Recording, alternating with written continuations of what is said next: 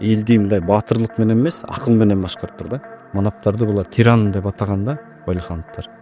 Мына бул манап болуп калды деп эл оозуна айтылып жүрүп эле манапатка конуп калганба? Эгер байлыкты топтоп материалдык жакка умтулса, анда бул манап болбой калган да. Манаптар булар кыргыз элинин элитасы болот.